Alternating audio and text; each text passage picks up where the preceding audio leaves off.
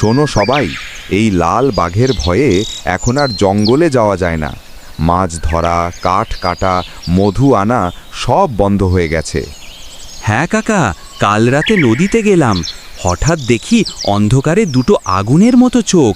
আমরা তো ভয়ে নৌকা নিয়ে পালালাম। আল্লাহ জানে, এ বাঘটা হয়তো ভূতের মতো। কারো কারো তো আবার বিশ্বাস এ বাঘ দেবতার পাঠানো অভিভাবক। ভয় পেলেই চলবে না, আমাদের জীবন সুন্দরবনের সঙ্গে জড়িত। লাল বাঘকে হারানোর বা বোঝার উপায় খুঁজতে হবে। ঠিক বলেছ সালমা, আমি আজ রাতে বনে গিয়ে দেখব আসল রহস্য। তুমি কি সঙ্গে যাবে? অবশ্যই যাব, ভয় পেলে তো সত্যি জানা যাবে না। সাবধানে থেকো সালমা, কিছু একটা নড়ছে।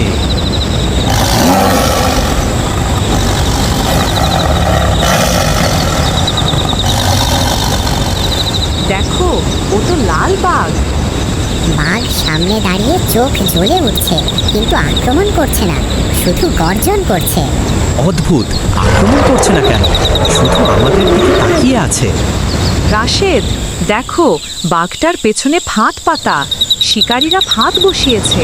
হয়তো এজন্যই বাঘ গ্রামে গিয়ে ভয় দেখাচ্ছিল, যাতে আমরা বনে না আসি। বুঝতে পারছি, এটা শত্রু নয়, বনকে রক্ষা করছে।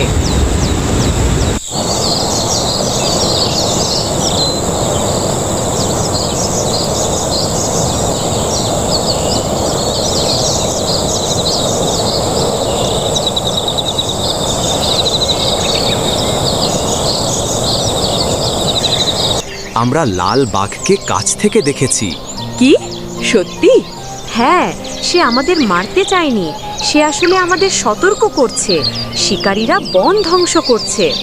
মানে লাল বাঘ আমাদের শত্রু নয়, সে বনের রক্ষক। একদম তাই, যদি বন ধ্বংস হয় আমরা কেউ বাঁচব না। তাই আমাদের শিকারীদের তাড়াতে হবে, বন রক্ষা করতে হবে।